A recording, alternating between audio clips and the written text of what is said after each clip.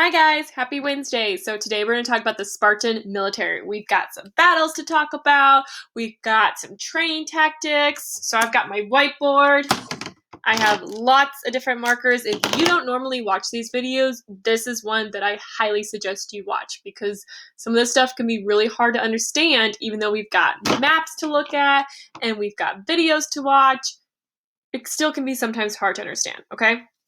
So the whole goal is by the end of this that you can tell me how did Sparta help stop Persia from coming in and taking over Greece. That's the whole big goal, all right?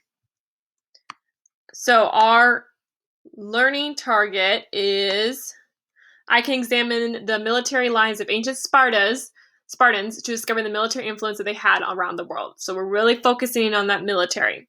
We're going to understand the importance of the military to Spartan culture, and then we're going to explain how Sparta's military force impacted the outcomes of the Persian wars. And that's our big task by the end of the day. All right? So let's get into it. Here's today's video. All right, military school. So here we go. Boys, they are going to be sent to the Agora, that military school at the age of 7. We learned this on Monday, so this should be a bit of a review, okay? That school member teaches the boys how to fight, to create successful sneak attacks, military formations. That's where they're learning all of that at the military school, okay? The boys will leave this school at the age of 20. They will graduate and become full-time soldiers for the Spartan military. Remember, all men have to be part of the Spartan military. There is no choice. If you're a true Spartan male and you were both of your parents are Spartan citizens, guess what? You are a Spartan soldier. At the school, remember, they learn how to form different military formations. And one of those formations is a phalanx. A phalanx is this word right here. Phalanx, okay? A phalanx, that is a military formation where your shields help cover the person on your left, and then only like your eyes can be seen by the enemy. So if this is my shield, and I have somebody, I need something, and this is a person next to me, okay? So he's on the left, he's right here. This is my shield. My shield is going to, not do that. My shield's going to cover him so that only you can see our eyes, okay? You can only see my eyes. And likewise, there's somebody on the reverse side who's covering their shield, who's covering up me, okay? So it creates this wall of shields, and so as the enemy, all you see are the eyes of the Spartans, all right? And on the next slide, I have a picture that shows this to kind of help us out a little bit, all right? Okay, so that phalanx. Take a look at this photo. Notice how your spears are high in the back. If this is a spear, we have a row of spears that are sticking straight up so that they're not going to stab anybody in front of them. As we get further to the front of our phalanx, our spears are pointed directly across so that when they hit the enemy, this is their enemy. Actually, we used that as our front, didn't we? Which probably shouldn't do that. Here's our enemy. If this is our enemy, those front spears are going to stab right away. And then these guys are fighting, and then as the enemy gets closer, these guys dropped off. This back row goes down. And then this back row will go down, all right? I know that's a crappy animation. I know that, all right? Let's take a look at a picture that shows it a little bit better. But what I want you to see here are these shields. Look at how they're overlapping. Look how you can only see the tops of their heads and the bottoms of their feet. They're covering a good portion of their body. That's a key for Spartan military. It's hard to aim your arrows when you've only got small areas as an enemy to hit somebody, okay? So here's another view. Here's a good view of those spears, all right? You see how we have... I'm going to try this again with one hand, all right? Bear with me. If we were in the classroom, I would have, like, way more helpers. Okay, you guys could actually, like, mark this out. So, our back row right here. This is our back row. We're sticking straight up with our spears. Our middle section, we got them kind of high up in the air. And then our front row only is the ones that are pointing directly across. So, front row hits the enemy. They're fighting. They drop off. Back middle section, they're lowering their spears. They hit the enemy. they back off, and then the back section comes through.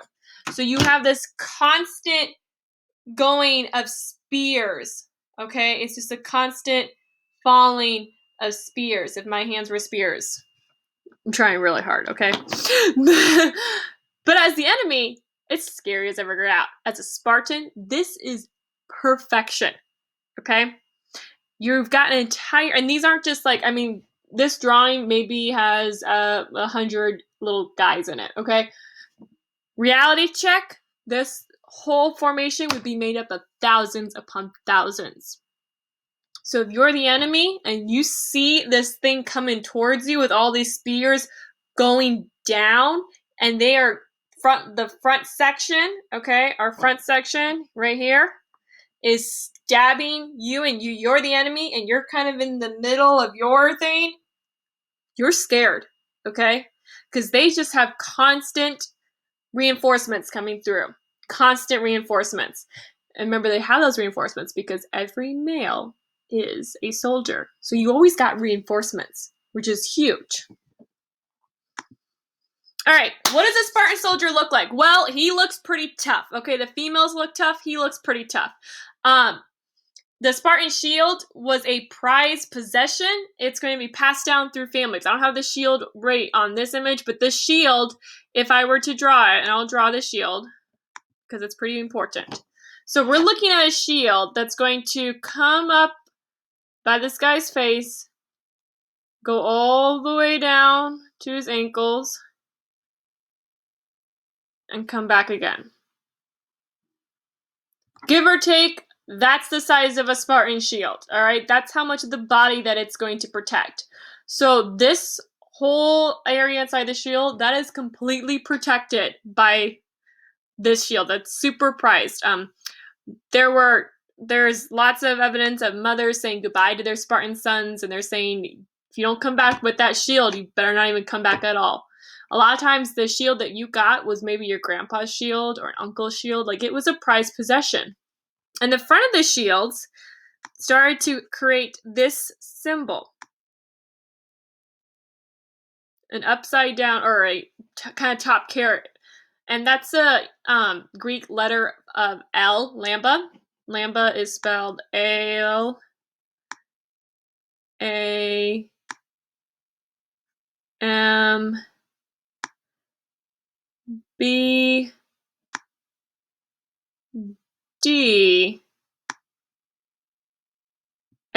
All right, lambda. So there's also going to be a helmet that this person's going to wear. They're going to wear a torso plate or breastplate. And then they've got leg protectionings as well as maybe arm protectionings, okay? Those are both super common. The spear and a short two-sided sword were also weapons common among Spartan soldiers, all right? Okay, so now what I want you to do is I want you to dress the Spartan soldier so that he is ready for war, okay? So you can drag each article of clothing onto the man, all right? If you need to resize things, you can. You shouldn't really have to be able to resize things. I kind of resized them so that they would fit nicely. But go ahead and you're going to go to your PowerPoint and go to this slide. This is slide, what are we on? Slide 8. Go to slide 8 and do this activity now. All right, here's some background info of our wars, okay? We've got a war with Persia happening here, all right?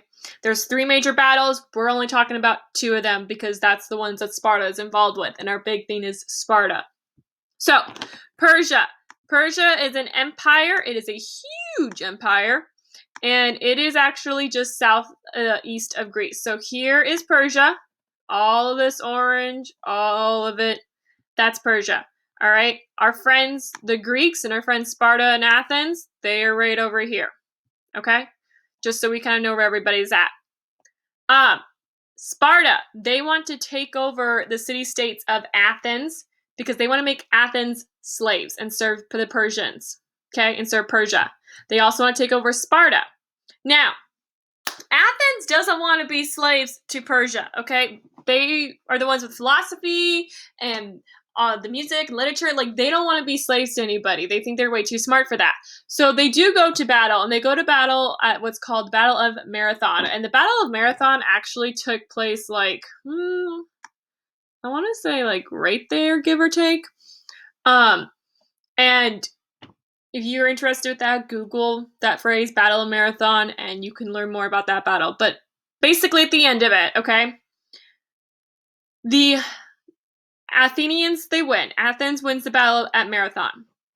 But the king of Persia, Xerxes, he's upset that he lost.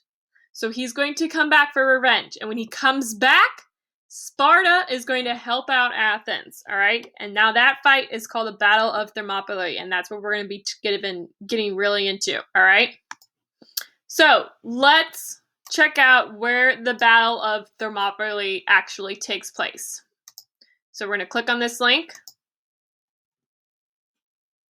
And it's going to take us to this map.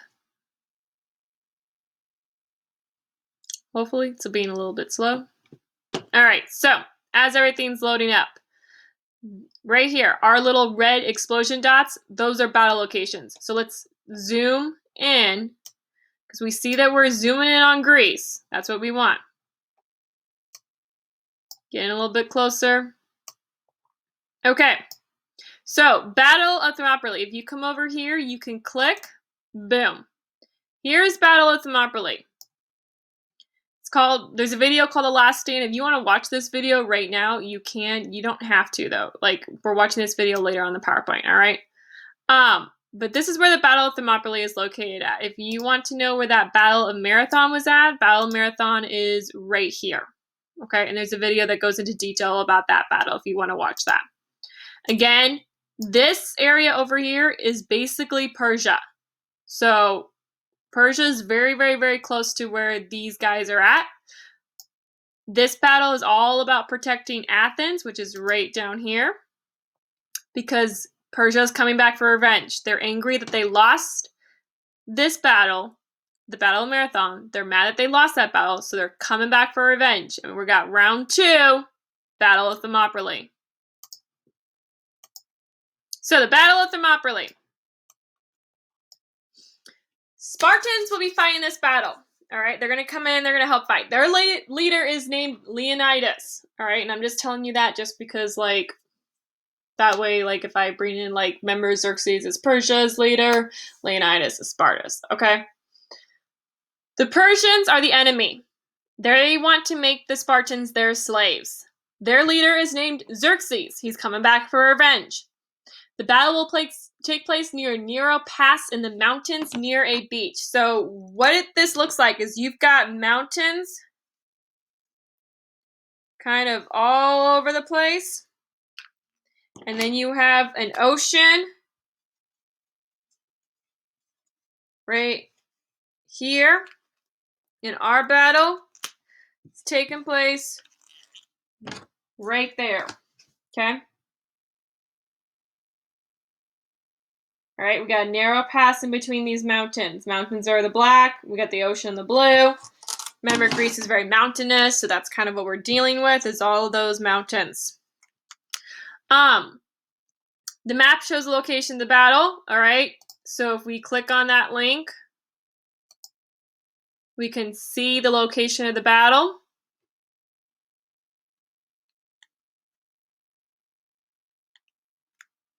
Yeah, so here it is right there. One thing I do want to point out, though, is just so you guys can see the size of the Persian army, if you click on right here, empires that surround Greece, and we click on Persia, and we are going to zoom out, just so we are aware of what the Persian army actually looks like in size. That's what we're looking with. Whoop. Don't move it.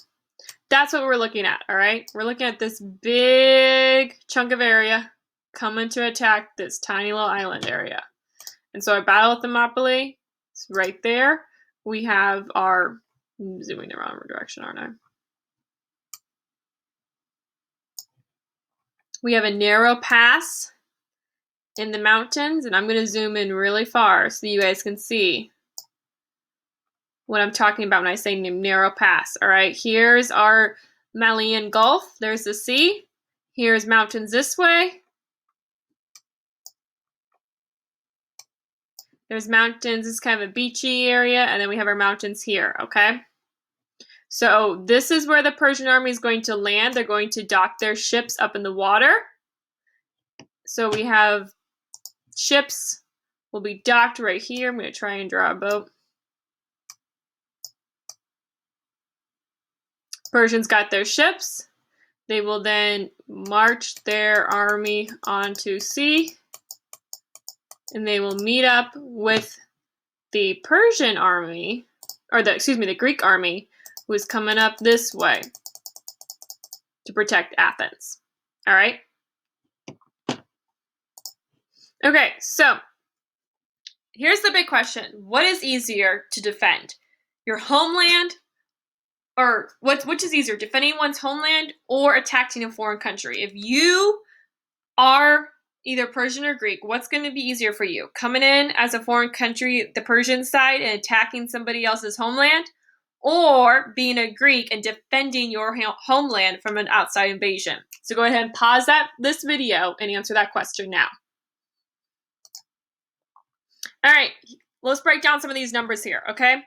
We have 7,000 Spartans fighting against 250,000 Persians. They're clearly outnumbered by a lot, all right? Miss Love would love if you could, or Finnessy would love if you could figure out the math for that. I can't do the ratios. But the Spartans, they're on the defensive end. They are defending their homeland of Greece from the outside invasion, which is extremely easy if you have enough men, okay? All you gotta do is stop those guys from advancing. You just gotta push them back. That's all you have to do. Now, the Persians are on the offense, and they're the ones attacking a foreign country. That's a bit harder. You've got to strategically push through a line that is wanting you to not go anywhere, as well as try and sneak around, and it's a lot. It's going to be hard to do. The Spartan goal, remember, is to keep the Persians from capturing and burning the city of Athens. That's their goal. Stop the Persians. Athens is only about 80 miles away from where this battle takes place, all right? Half of the Persian army will find a way to sneak around. I'm going to talk about that in just a moment. But take a look. Here's our mountain pass, okay? So we have our Persians, which they're going to be red, okay? So our Persians are fighting here, and then we have blocks of their military going on, all right? Our Spartans and Greeks, they are the blue, and they're coming up here, okay? So we have a pushing of these guys. These guys are pushing back. Now, this standoff and this constant fighting between the two of them will last about 3 days. A part of the Persian army is actually going to go up into the mountains, and they will actually find a way to go around the Greeks. Now the Persians can fight the Greeks from both ends. Uh-oh. What's going on? Our blue army is divided. They are being attacked by all sides. They're attacking in the front and the back. The Persian army has found a way to go around them and get them from the back. Okay? Now, we have some bigger issues coming here at play. Again, this is exactly what I'm showing you right here, this map right here, okay? Red's Persian, blue is the Greek, all right? They went up into the mountains, and they found a way to attack from the backside. What do you think is going to happen at this battle? Who do you think is going to win? Do you think it's going to be the Greeks, the blue guys, or do you think it's going to be the Persians, the red guys? Go ahead and type your prediction now.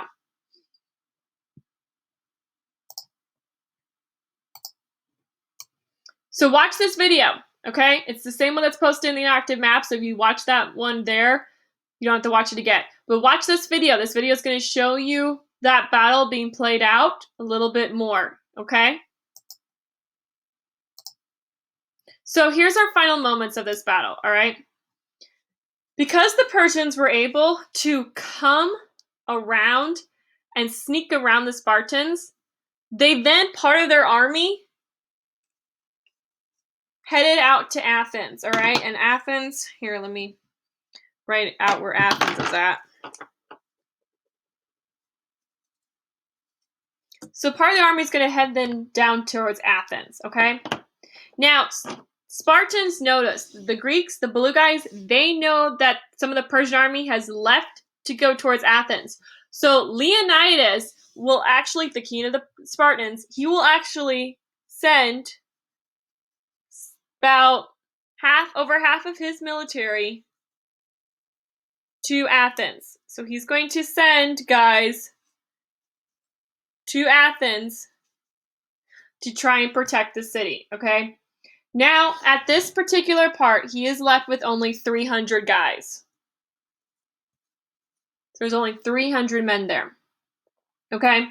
And they have to fight off the rest of the Persian army from both ends. Remember, they're going to attack from the front and the back, and there's only 300 left because majority of their army left to go run to Athens to try and beat the Persians who are headed there to destroy the city. All right?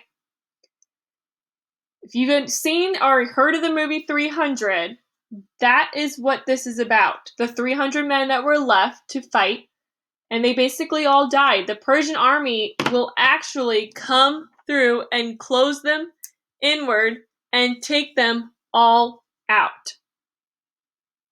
All right? Now, I'm not recommending you to go see this movie by any means. It is very graphic. I have not even seen it because it's very bloody and graphic. But it is rated R, too. Like, FYI, it's rated R. But if your parents have seen it, or maybe you have an older brother or a sister who's over the age of 18 and they've seen it, like, you can ask them at dinner, like, has any of you guys seen the movie 300? I learned today what that's about. Like, great conversation to talk about during the social distancing. Something that you learned. All right.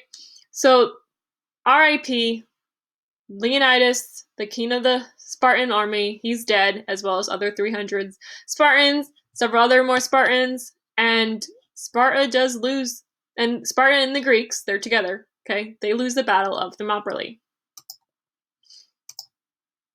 But they want revenge, okay? The Persians, they wanted revenge. They started the Battle of Thermopylae because they wanted revenge.